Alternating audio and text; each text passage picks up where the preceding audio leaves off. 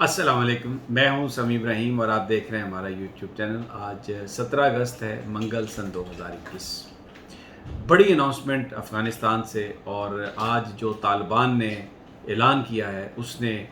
فتح مکہ کے بعد جس طرح اعلان کیا گیا تھا اس کی یاد تازہ کر دی ہے۔ بالکل نبی پاک صلی اللہ علیہ وسلم کا جو راستہ تھا اس کو فالو کیا ہے طالبان نے۔ جس طرح مکہ میں یہ کہہ دیا گیا تھا کہ سب کے لیے معافی ہے، اور جگہوں کا نام بتا دیا گیا تھا، اس میں ابو سفیان کا گھر بھی کہا گیا تھا کہ جو آئے گا یہاں پر ان جگہوں پہ رہے گا، جو لوگ اپنے گھروں میں رہیں گے ان سب کے لیے عام معافی ہے۔ اور اتنی بڑی فتح حاصل کی مسلمانوں نے، لیکن کسی طرح کے بھی خون ریزی نہیں ہوئی، اور وہ لوگ جو مخالف تھے ان کی بھی عزتوں کی حفاظت کی تب مسلمانوں نے۔ اور اب طالبان نے بالکل ویسے ہی کیا ہے۔ آپ دیکھیں اتنی بڑی ٹرانسفر آف پاور ہوئی ہے پچھلے 7-8 دنوں میں، وہاں پر کہاں خون ریزی کی آپ کو خبر آئی ہے؟ اور طالبان نے اس کے بعد جو اعلان کیے، جو پہلے اعلان کہ کسی کے گھر دستک نہیں دی جائے گی، کسی سے اس بات کی تحقیقات یا تفتیش نہیں کی جائے گی کہ وہ پولیس میں تھے، وہ فوج میں تھے، وہ امریکہ کے ساتھ کام کرتے رہے، مکمل معافی کا اعلان کیا ہے۔ اور بالکل بدلے ہوئے ہیں طالبان، اور یہ وہ جو یاد تھی، وہ جو چیزیں ہم نے کتابوں میں پڑھی سنی، انہوں نے اس بات کو سچ کر دکھایا،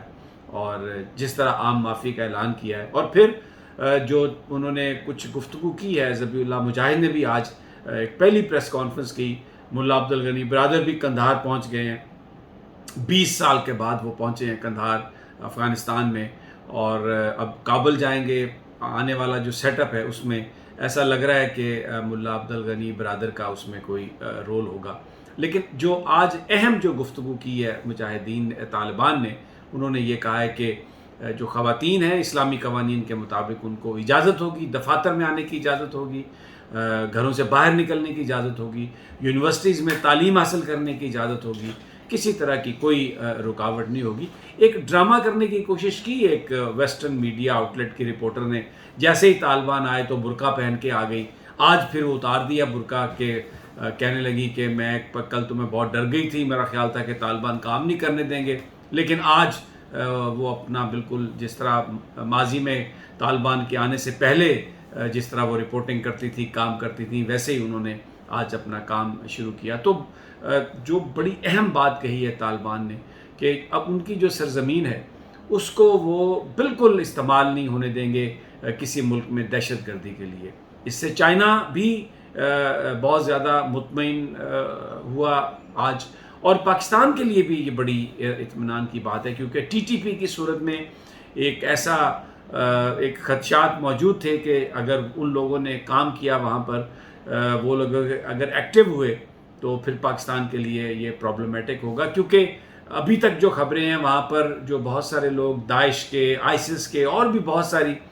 دہشت گرد تنظیموں کے جو لوگ گرفتار تھے، کابل کی جیل جو پل چرخی جیل ہے اس میں بھی ہزاروں لوگ اسی طرح کے تھے، لیکن وہ ان سب کو رہائی مل گئی ہے۔ ظاہر ہے اس وقت کیاس ہے، لیکن it will be very important to know کہ طالبان ان لوگوں کے حوالے سے کیا پالیسی اختیار کرتے ہیں۔ تو پاکستان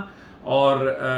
چائنا کے لیے یہ بڑی اطمینان کی بات ہے جو انہوں نے کہا کہ افغان سرزمین کو استعمال نہیں کیا جا سکے گا دہشت گردی کے لیے۔ بھارت میں صف ماتم ہے،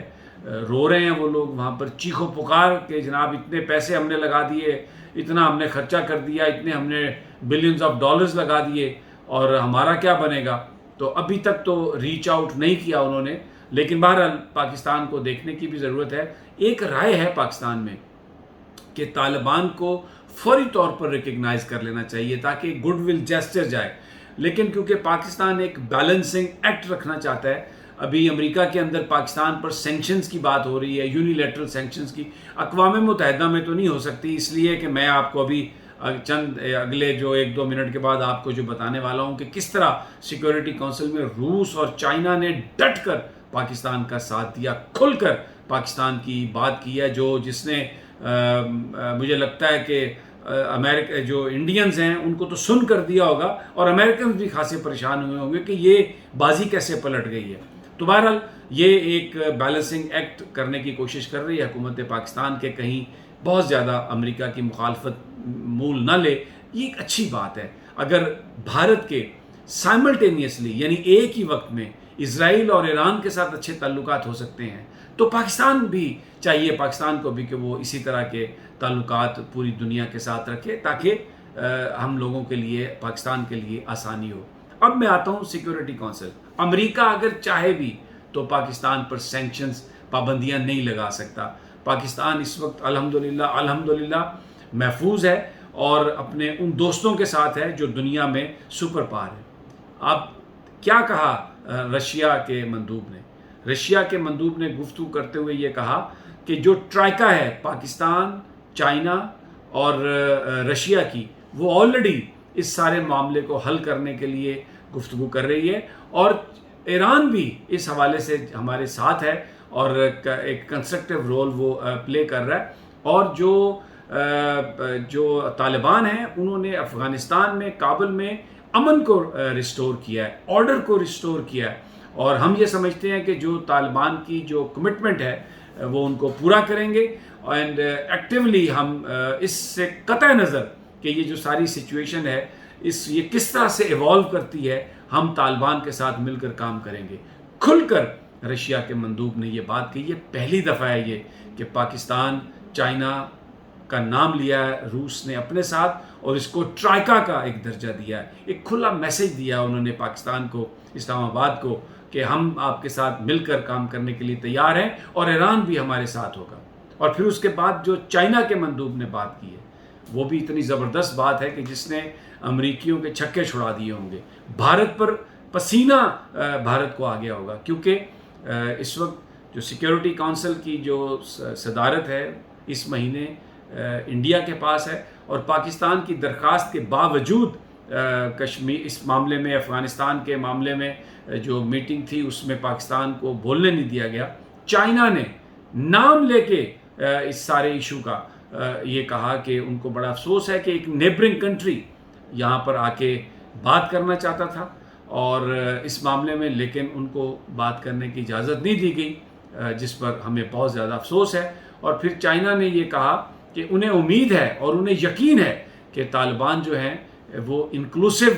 گورنمنٹ بنائیں گے، یعنی ایسی گورنمنٹ ہوگی جس میں تمام لوگ ہوں گے اور تمام فیکشنز ہوں گے، جو صحیح معنوں میں افغانستان کی ایک نمائندہ حکومت ہوگی۔ اور اس کے ساتھ یہ بھی کہا انہوں نے کہ انہیں یقین ہے کہ